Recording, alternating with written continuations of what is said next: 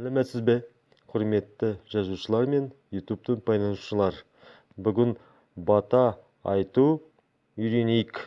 Ал кеттік. Көтеріңдер білекті, берсін алла тілекті. Жарылқасын құдайым, тартырмасын уайым. Дастарханға береке берсін, жанұяна мереке берсін. Кетпес дәулет, кең пейіл берсін.